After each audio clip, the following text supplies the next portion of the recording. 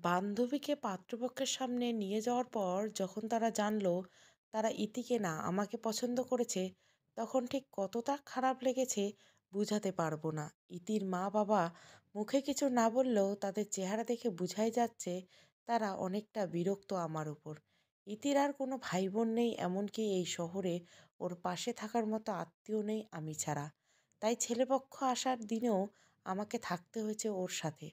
পড়াশোনা শেষ না করা অবধি বিয়ে করবে না ইতি, কিন্তু আঙ্কেল আন্টি ভালো পাত্র পেলে বিয়ে দিয়ে ফরজ কাজ আদায় করতে চান। ঘটনার এক সপ্তাহ পর ওই পাত্রপক্ষ আমাদের বাড়িতে আসেন। এই মুহূর্তে ওনাদের কি বলা উচিত ঠিক বুঝতে পারছি না। বাবা মা দুজনে রাজি রাজি না হওয়ার কোনো কারণ নাই। ছেলে ভালো ভালো জব করে, পরিবার ভালো, আমাদের মতো নিম্নবিত্ত পরিবারের জন্য এমন পাত্র সোনায় সোহাগা স্বরূপ। আমি বিয়েতে অমত করলাম, কারণ স্বরূপ মাকে বুঝিয়ে সব বললাম। মা শুনে বললেন, এরকম হয়, এটা এমন কিছু না, যার ভাগ্যে যেখানে লেখা থাকে সেখানেই যেতে হয়। বিয়ের কথাটা ইতির কান অবধি পৌঁছাতে সময় লাগেনি, আমি নিজেই ফোন করে সব বললাম। ইতি একটা না অনেকক্ষণ হেসে বলল, এটা নিয়ে এত মাথা ব্যথার কী আছে? বিয়ের প্রস্তাব যে কারো জন্য আসতেই পারে, এমন তো না যে আমাকে বিয়ে করে আর তোকে আবার বিয়ে করার কথা বলছে। পাগলি, রাজি হয়ে যা, এত ভাবার কি আছে? চিন্তা করিস না, হ্যাঁ বলে দে। বাবা শিক্ষকতা থেকে অবসর নিয়েছেন বেশ কয়েক বছর হলো। এদিকে ভাইয়া পড়াশোনা শেষ করে মাত্র চাকরি পাচ্ছেন না। এদিক ওদিক ছোটাছুটি, মনে হচ্ছে যেন সোনার হরিণের পেছনে ছুটছে। একাডেমিক রেজাল্ট ভালো, চাকরির পরীক্ষাও ভালো হয়, তবে কেন জানি শেষ পর্যন্ত আর চাকরিটা হয় না। পরিবারের সব দিক দিয়ে কেমন জানি অস্থিরতা বিরাজ করেছিল। বাবা মার জোড়াজুড়িতে রাজি হয়ে গেলাম শেষ পর্যন্ত। ছেলেপক্ষের কোনো দাবি ছিল না। 15 দিনের মধ্যে বিয়েটা হয়ে যায় আমার। বিয়ের দিন রাতে আদিব মানে আমার স্বামী যখন কিছু ঘটনা বলল, আমি তখন হাঁ হয়ে তাকিয়েছিলাম তার দিকে। ওরা ইতিকে দেখতে যায় ঠিকই, কিন্তু কাকে পছন্দ করতে হবে সেটা আগের থেকে ঠিক করা ছিল। মানে পুরো বিষয়টা বুঝতে আমার অনেকক্ষণ সময় লাগলো। ওরা ইতিকে দেখতে যাওয়ার আগের দিন ইতি ফেসবুক আইডি থেকে আদিবের কাছে মেসেজ রিকোয়েস্ট দেয়। সে যেভাবেই হোক আদিবকে অনলাইনে খুঁজে বের করে এবং বলে যে আদিব যেন ইতিকে পছন্দ না করে, আমাকে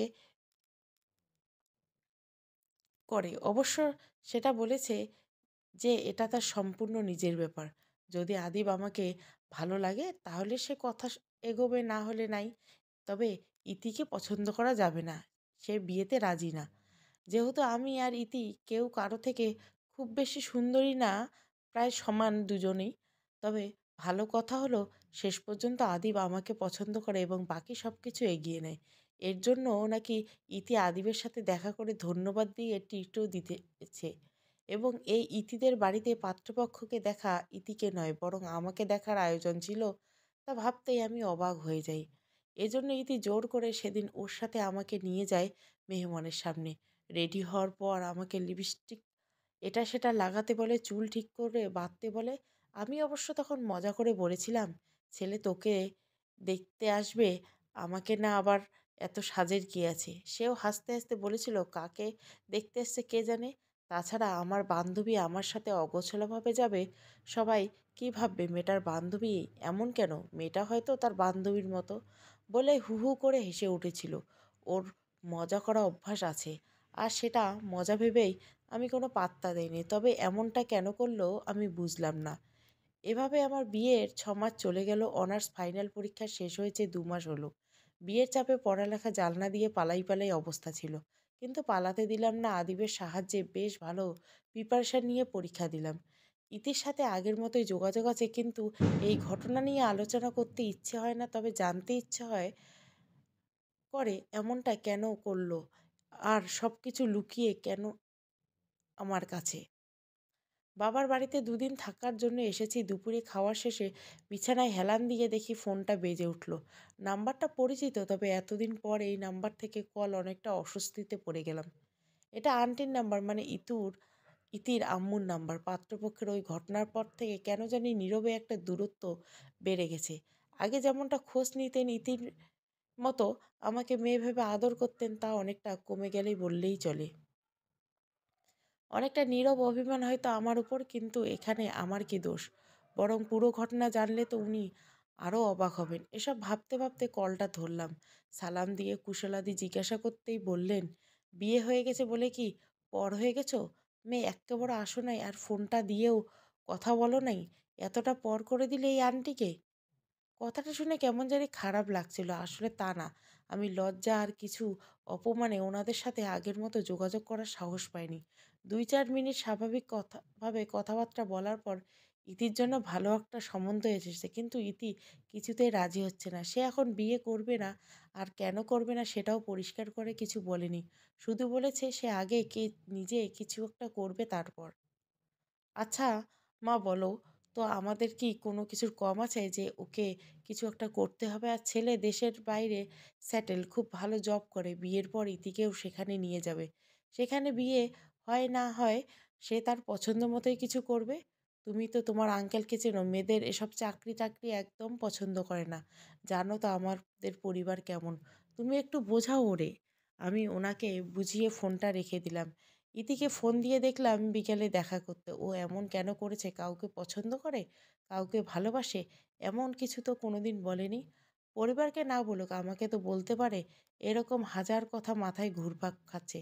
তখন আদিব কল দিল। কল ধরতে কিছুক্ষণ আগে সব কথা বললাম ওকে।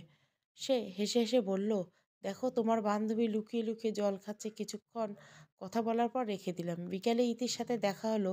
এসব জিজ্ঞাসা করতেই একদম চুপ হয়ে গেল। কোনো কথা বলে না।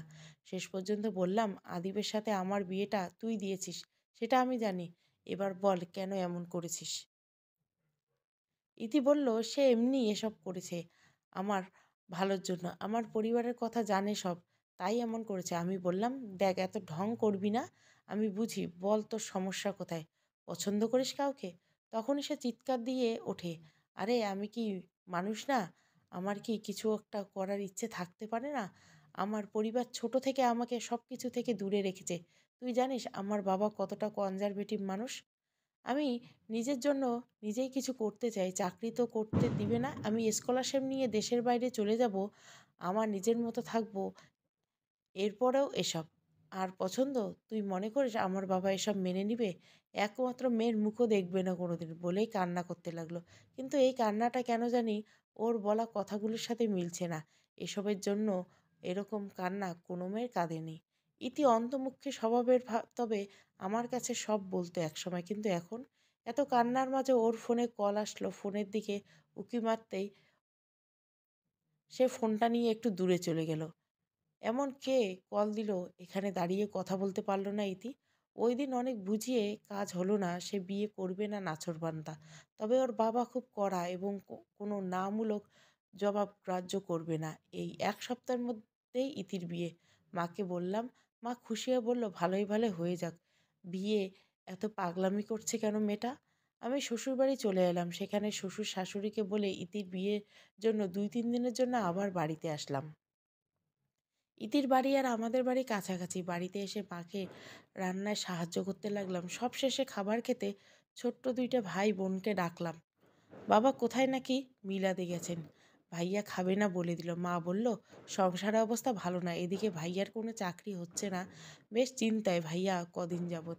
যা ছিল সঞ্চয় তা দিয়ে আমাদের বিয়ের খরচ চালানো হয়েছে। কথাগুলো শুনে আমার নিজেরই খারাপ লাগলো।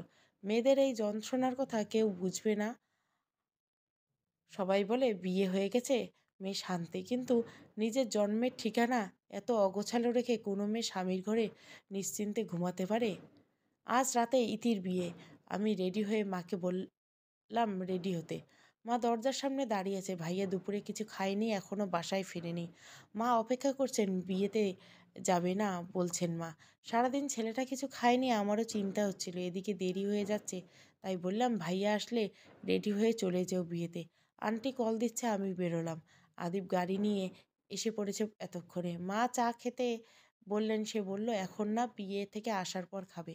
আমি গাড়িতে উঠলাম। রেডি হতে হতে দেরি হয়ে গেল। আদিবকে বেশ লাগছে। বিয়ের পর এই প্রথম ইতিদের বাসায় যাচ্ছে আদিবকে নিয়ে। এর মাঝে আন্টি কল। রিনি, তোমাদের বাসায় ইতি গেছে? মানে ইতি এখন আমাদের বাসায় মানে? আজ তো ওর বিয়ে, সে কোথায়? রিনি, ইতি কোথায়? সে কি পালিয়েছে? বলেই কান্না করতে লাগলো। হাত পা কেমন জানি কাঁপছে। ইতি পালিয়েছে, কিন্তু কোথায়? বিয়ের আসর থেকে কোথায় গেল? আমার হাত পা কাঁপছে। ইতি কোথায় গেল বিয়ের আসর থেকে? এমন কোনো ঘনিষ্ঠ বন্ধু-বান্ধব আমার জানা মতে আমি পাথরের মতো বসে আছি দেখে আদিব আমাকে ডাক দিল। ইতির কথা শুনতেই গাড়ি থামিয়ে দিল সে। আন্টি ততক্ষণে ফোন রেখে দিয়েছে। আমি আমার চেনা জানা কয়েকজনের সাথে যোগাযোগ করলাম, কেউ ইতির কথা জানে না। আমরা যত তাড়াতাড়ি সম্ভব ইতিদের ওখানে গেলাম। মেহমান প্রায় সবাই চলে আসতেছে। একটু পর বরযাত্রী চলে আসবে, ওরা রাস্তায় বলেছে। আন্টি আমাকে টেনে নিয়ে বলল, কোথায় যেতে পারে কোনো ধারণা আছে? আমি মাথা নাড়িয়ে না বললাম। আমি সব জায়গায় ফোন দিয়ে খোঁজ নিয়েছি, আন্টি কোথাও নেই। অন্যদিকে আঙ্কেল রাগে অগ্নিসম্ভা। খুব সিরিয়াস মুহূর্তে রাগী মানুষের রাগ আরও দ্বিগুণ হয়ে যায়। ওরা টেনশন করার বদলে রাগ করে বেশি সাথে চেঁচামেচি করে। এই মুহূর্তে আঙ্কেল তাই করছে। সবার সাথে চিল্লাচিল্লি করছে কোনো কারণ ছাড়াই, ছোটোখাটো বিষয়ে। আমাকে দেখে বলল, পরিচিত বান্ধবীদের বাসায় গিয়ে খোঁজ নিতে হবে। কোথায় লুকিয়ে বসে থাকলেও খোঁজ পাওয়া যাবে না। আমি তখনই বললাম, পুলিশকে খবর দিলে ভালো হয় না? এই কথা শুনতে ওনার চোখ দুটো আরও লাল হয়ে গেল। বলল, এখানে এতগুলো মানুষ এবং বিয়েবাড়িতে পুলিশ আসলে মান সম্মান কোথায় যাবে বুঝো? ওনার চোখের ভাষায় সব বলে দিচ্ছে। আমি আর পাল্টা কিছু বলিনি। আন্টি তখন বললেন, তোমার মান সম্মানই সব, সন্তান কিছু না? এই কথায় ওনার কোনো প্রভাব ফেললো কি না ঠিক বুঝলাম না। একটু পর বরযাত্রী আসলো। তারা কোণে দেখতে না পেয়ে বারবার জিজ্ঞাসা করছিল, মেয়ে কোথায়? কতক্ষণ মিথ্যে বলে আটকা রাখা যায় মানুষকে? আস্তে আস্তে জানাজানি হয়ে গেল। আর এসব কথা বাতাসের চেয়েও দ্রুত ছড়িয়ে পড়ে। তাই ইতি নিখোঁজ হওয়ার খবরটা ছড়াতে 10 মিনিটেরও বেশি সময় লাগেনি। তবু আঙ্কেল সামাল দিচ্ছে, যদিও কাজ হবে না। আবার ফোনেও কাকে যেন কি বলছে। অনেক হয়েছে, আর এসব দেখতে পারবো না। মা আসছে কিনা খবর নিতে হবে। মাকে কল দিতেই বলল, ভাইয়া, মা আর রিশা মানে ছোট বোন, ওরা প্রায় চলে এসেছে। আমি মাকে বললাম ভাইয়াকে ফোন দিতে। ভাইয়া ফোন ধরতেই বললাম, ভাইয়া, তোমার কোনো ফ্রেন্ড জানি সাব ইন্সপেক্টর পদে আছে, তবে একটু খবর দাও। কেন? বিয়ে বাড়িতে পুলিশের কি দরকার? দরকার আছে। ইতির বিয়ের আসর থেকে পালিয়েছে, খুঁজে পাওয়া যাচ্ছে না। তোমার বন্ধুকে ফোন দিয়ে এই ঠিকানায় আসতে বলো। ইস, কিভাবে ফোন দিব? আজ দুপুরে একটা ইন্টারভিউ দিয়ে আসার পথে ফোন মানিব্যাগ থেকে চুরি হয়ে গেছে। নাম্বার পাবো কই? এক কাজ করি, আমি থানায় গিয়ে ওকে নিয়ে আসতেছি, তুই অপেক্ষা কর। ওকে বলে ফোনটা কেটে দিলাম। এদিকে বরপক্ষ অনেকটা রেগে গেছে। ছেলের বাবা ছেলে নিয়ে বাড়ি চলে যাবে, আঙ্কেল ওনাদের মিনতি করছে আর কিছুক্ষণ অপেক্ষা করতে। উনি মানুষ পাঠিয়েছেন চারিদিকে ইতিকে নিয়ে আসবে, আর সময় লাগবে না। তখনই ছেলের মা বললেন, বিয়ের আসর থেকে পালানো মেয়েকে ঘরের বউ করে নিয়ে যাব? ভাবলেন কি করে? সম্ভব না কখনো। আমাদের মান সম্মান আছে, আমরা সমাজে বাস করি। আপনার মেয়ের জন্য আমরা কটু কথা শুনতে পারবো না। আন্টি সহ সবাই আমরা চুপ একদম। আমার বারবার ইতির ওই দিনের কান্নার কথা মনে পড়ছে। কীরকম অস্বাভাবিক কান্না! এভাবে কখনো কাঁদেনি। আর কথায় কথায় সাথে কান্নার মিল ছিল না। বিয়ে ঠিক হওয়ার পর থেকে ইতি কেমন জানি আরও চুপচাপ হয়ে গেছিল। আমি ফোন দিলে কথা বলতো, আগ বাড়িয়ে ফোন দিত না। আন্টির কাছে ইথির বাসায় আচরণ কেমন ছিল জানতে চাইলে তিনি বলেন, জানো তো, সে তার বাবাকে ভয় পায়। ঘরে তেমন একটা কথা বলে না। রুমে একা বসে থাকতো, আমার সাথেও কথা বলতো না। আমি আন্টিকে ওই দিনের বিকেলের ঘটনা বলি। ততক্ষণে ভাইয়া পুলিশ বন্ধুকে নিয়ে চলে এসেছে। আঙ্কেল প্রথমে কিছু রাগারাগি করলেও পরে ঠিক নরম হয়ে যায়। পুলিশের বিভিন্ন বিষয় জানতে চাইলে সব নর্মালি বলা হয়। ইতি অন্য কারোর সাথে সম্পর্ক আছে কি না তা নিয়ে সন্দেহ করতে আমি ওই দিনের বিকেলের একটা ফোনের কথা বললাম, যা ইতি আমাকে এড়িয়ে গিয়েছিল। ইতির রুম চেক করার পর নিজের পরনের কাপড় ছাড়া একটা সুতাও নড়চড় হয়নি কোথাও। এমনকি বিয়ের গহনা ড্রয়ারে যেমন রাখা ছিল ঠিক তেমনই আছে। তখনই পুলিশ বললেন, ইতির মাঝে কি কোনো অস্বাভাবিক আচরণ আছে? মানে সে কি মানসিকভাবে কোনো দিক থেকে অ্যাবনর্মাল? তখনই কেমন জানি আঙ্কেল আন্টি চুপ হয়ে গেল। তারপর বলল, না না, সেরকম কিছু কখনো হয়নি, শুধু বিয়েতে অমত আর এভাবে ঘর থেকে পালালো। আচ্ছা, আমি ইতির কল লিস্ট চেক করার জন্য পাঠিয়েছি। আপনাদের বাড়ির লোকজন কোথায়? এতক্ষণে খেয়াল করলাম শহরের সব চেনা পরিচিত ছাড়া ওনাদের গ্রামের আত্মীয় কেউ নেই, অথচ গ্রামেই তাদের সব। একমাত্র মেয়ের বিয়েতে নিজের আপনজনদের কেনা জানিয়ে বিয়ে দিচ্ছেন নাকি? পুলিশের মুখে প্রশ্ন শুনে আঙ্কেল আন্টি একদম চুপ হয়ে গেল। আমতা আমতা করে কিছু একটা বলতে গিয়েও বলতে পারল না। বারবার জিজ্ঞাসা করা হলো প্রশ্নটা ঠিকই, কিন্তু তখনও পুলিশের একজন লোক ইতির কল লিস্ট হাতে নিয়ে ঢুকলো।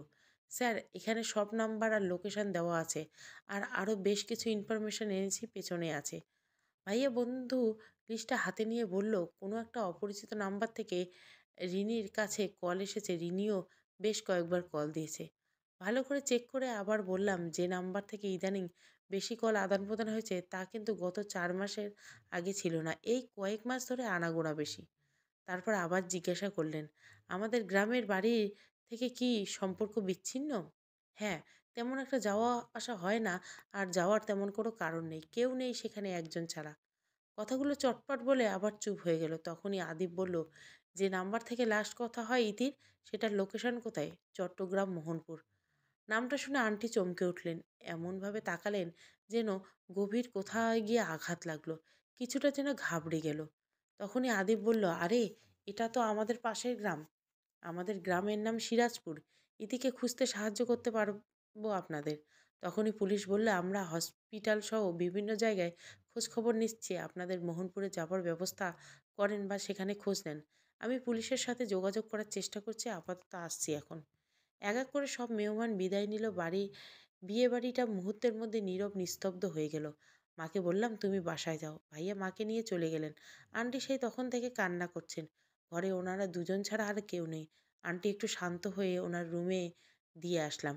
বারবার রিনি কোথায় বলে বলে কান্না করছেন।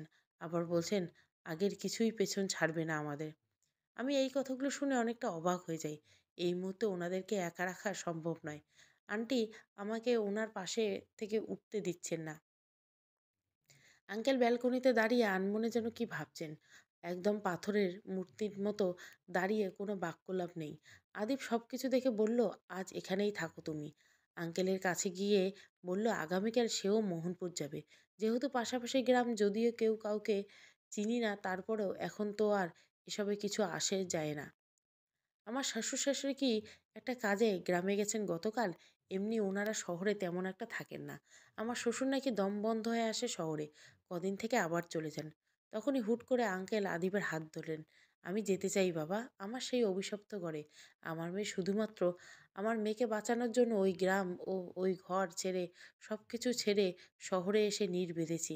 আজ সে নিখোঁজ। আমরা কি নিয়ে বাঁচবো বলো? এই প্রথম আঙ্কেলের চোখে জল দেখলাম।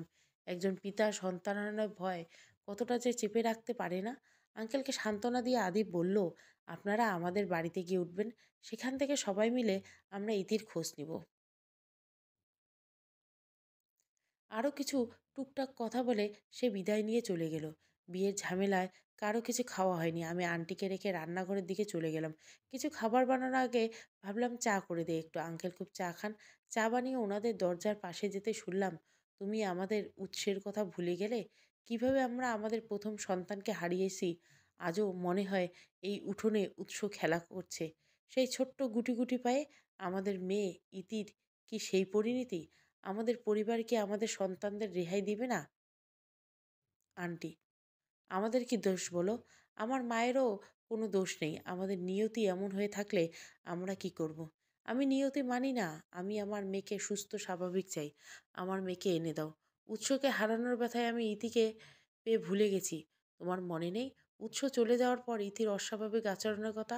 রাতে একা একা বসে থাকতো, পাগলামি করতো, অগোছালো যা ইচ্ছে তাই করতো। ইতি স্বাভাবিক হতে অনেক বছর সময় লেগে গেছে বলেই আমাকে দেখে চুপসে গেলেন। উৎস নামে ওর একটা ভাই ছিল। ইতি তো কিছু বলেনি কখনো। আমি চা নিয়ে রুমে ঢুকতেই বললেন, তোমার কাছে লুকানোর কিছু নেই মা। যা শুনেছ সব সত্যি। ইতি 8 বছর বয়স অবধি স্বাভাবিক বাচ্চাদের মতো ছিল না। অনেকটা আমাদের পারিবারিক একটা কারণ, আর কিছুটা উৎস চলে যাওয়ার। ইতির যখন 4 বছর বয়স, তখন উৎসের বয়স 6। বলে আবার কান্না করতে লাগলো। আমি কৌতূহল নিয়ে জিজ্ঞাসা করলাম, কি এমন কারণ যে আপনারা পরিবার থেকে দূরে, নিজেদের বাড়ি থেকে বিচ্ছিন্ন? এই বংশের কোনো সন্তান জীবিত থাকে না। জীবিত থাকে না, মরে যায়। কতগুলো শিশুর কান্নার আর্তনাদে মাঝরাতে পুরো বাড়ি হাহাকার করে ওঠে। চিৎকার করে উঠলেন আন্টি। তখনই আঙ্কেল বললেন, যেতে যেতে সব বলবো। আমরা এক্ষুনি রওনা দেব মোহনপুরে। আমার মেয়েকে বাঁচাতেই হবে। আমি জানি ইতি সাহেরার সাথে কথা বলতো। এই সাহেরাই ওর মাথায় এসব আবার ঢুকেছে। একটু বাঁচতে এখানে এসেছিলাম, তাও বাঁচতে দিবে না কেউ। বলেই তাড়াহুড়ো করে নিচে নামলেন। আন্টিও পিছন পিছন চলে গেলেন ওনার। আমি আদিবকে ফোন করে সব বললাম। সেও গাড়ি নিয়ে আসতেছে। আঙ্কেল আন্টি শান্ত করে আদিবের জন্য একটু অপেক্ষা করতে লাগলাম। আদিব আসার সাথে সাথে রওনা হয়ে গেলাম আমরা চারজনে। আঙ্কেল আন্টি এখন দুজনে খুব অস্থির। কোনোভাবে শান্ত করা যাচ্ছে না। আদিব আঙ্কেলের হাত ধরে বলল, আপনি এমন করলে আন্টি কি করবে? আপনি তো বুঝেন একজন শক্ত সামর্থ্য মানুষ। ইতির কিছু হবে না, ভরসা রাখেন।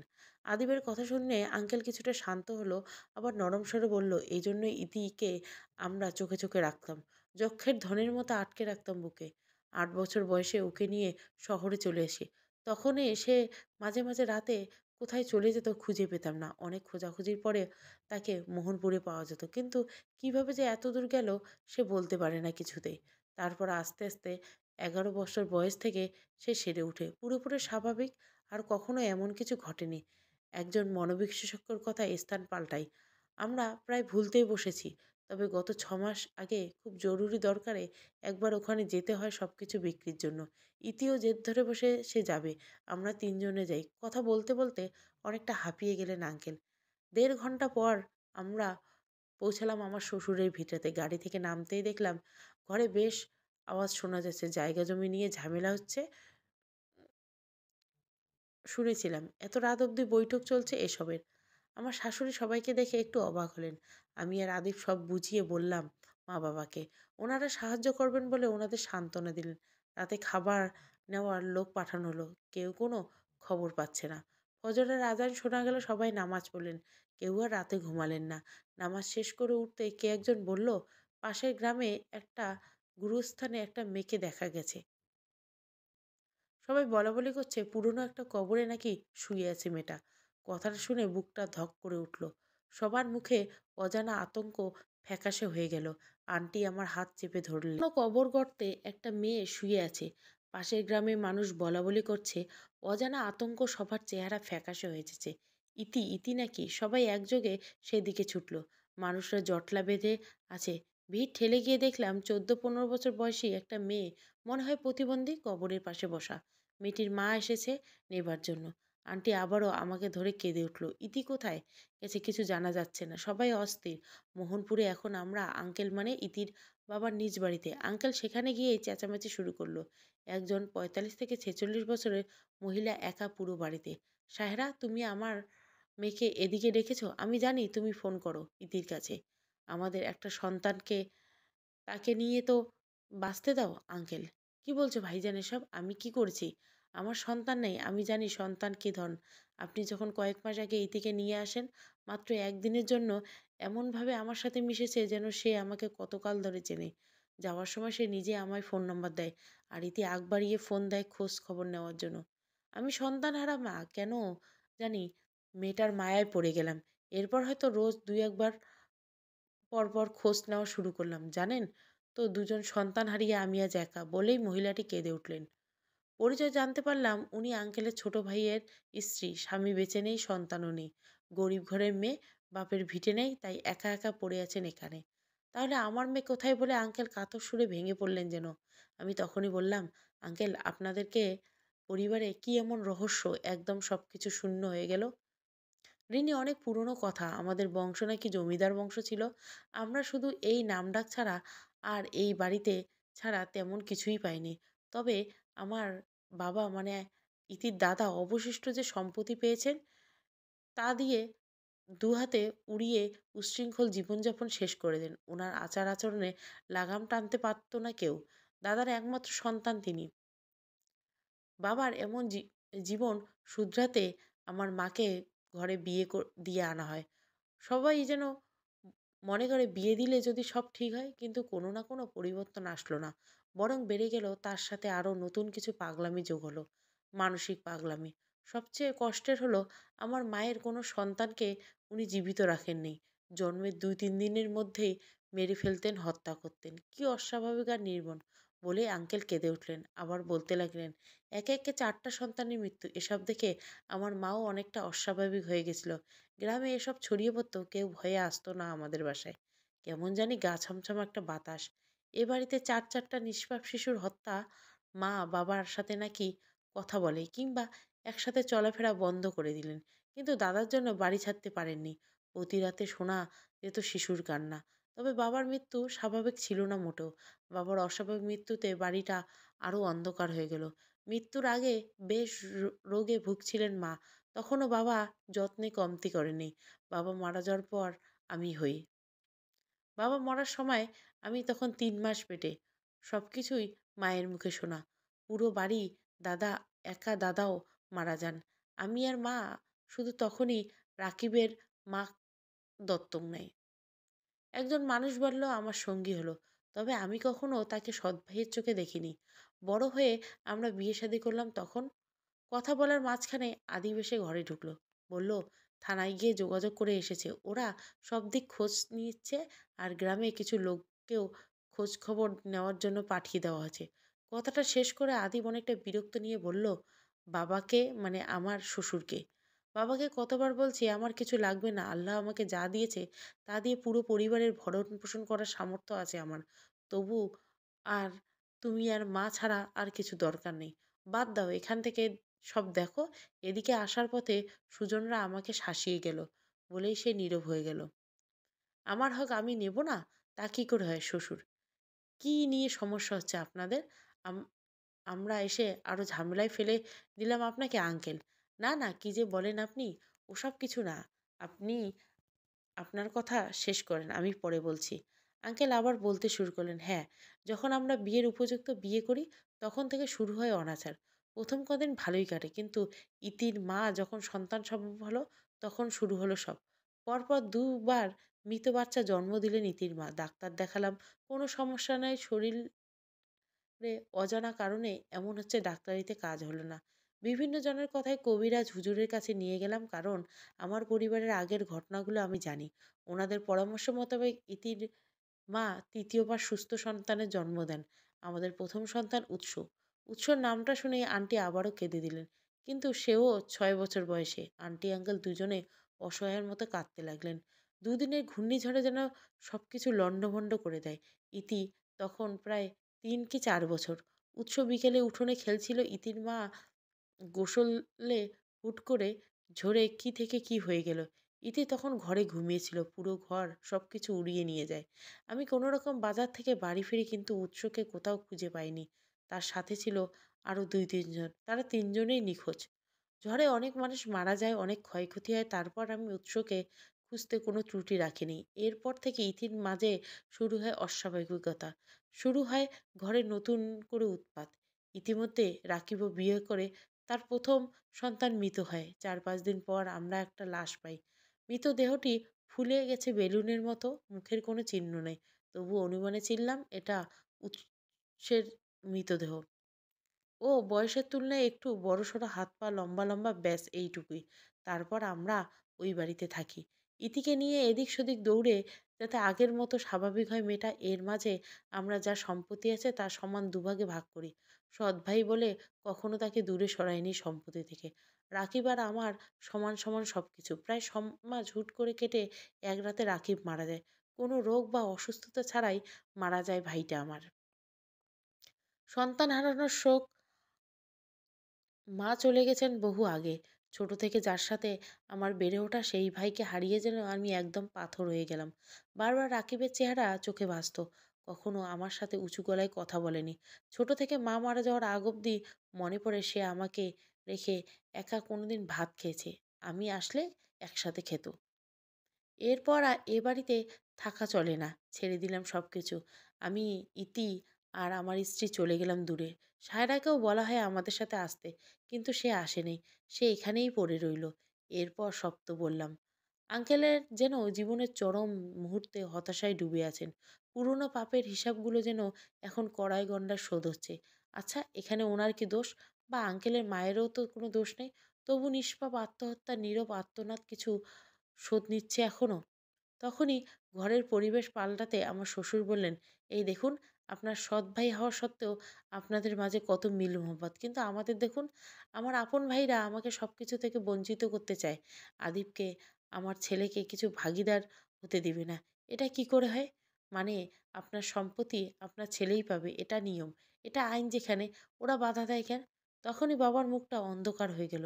নীরবে বললেন, আদিপ আমার সন্তান না, কুড়িয়ে পাওয়া ধন আমার।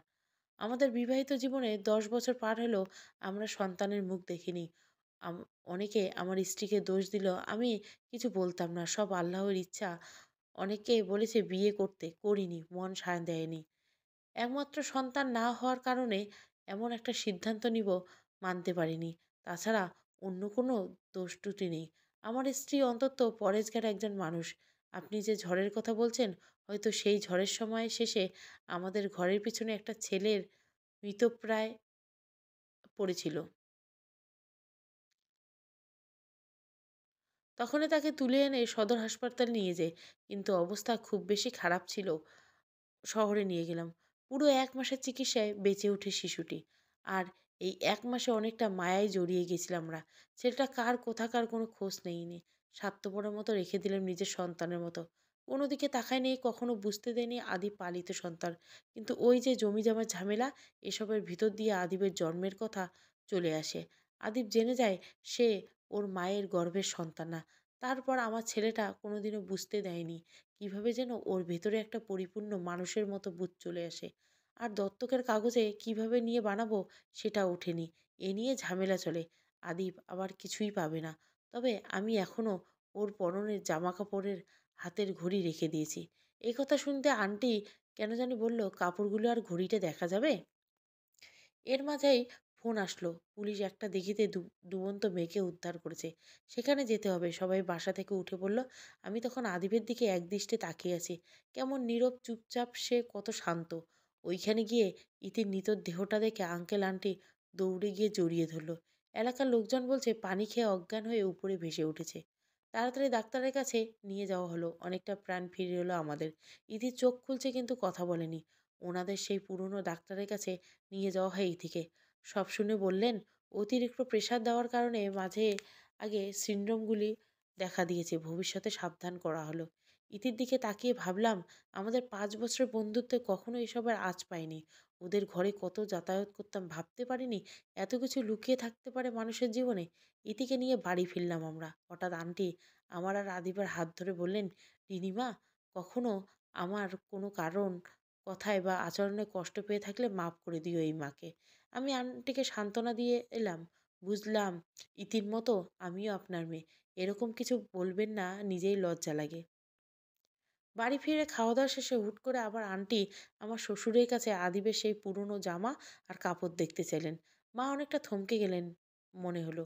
কি হচ্ছে এসব? বাবা কাপড়গুলো বের করতে 1 সেকেন্ডও সময় লাগেনি আন্টি আঙ্কেলের চিনতে। সাথে সেই হাতঘড়ি, সব কিছু যেন পাল্টে যেতে লাগলো। মানে কি আদিবে উৎস? ইতির ভাই, আঙ্কেল তখনই বলল, সত্যি তো এই কাপড়গুলি। সম্মতিসূচক জবাব পেয়ে যেন আনন্দের অশ্রু বয়ে যেতে লাগলো চোখের ধরে। পাগলের মতো কান্না করতে লাগলেন। নিয়তি কি চমৎকার সমাবেশ! আঙ্কেল বললেন, ওই মৃতদেহটা উৎসের ভেবে ওনারা দাফন করেন। চেহারা চেনা যায়নি। সবকিছু শুনে আর বুঝে আমি আর আদি অবাক হয়ে যাই। অন্যদিকে বাবা মা কেমন জানি চুপ হয়ে গেছেন। বাবা আস্তে আস্তে গিয়ে বললেন, আমরা দুজনে কি ক্ষমা পাওয়ার যোগ্য ভাই?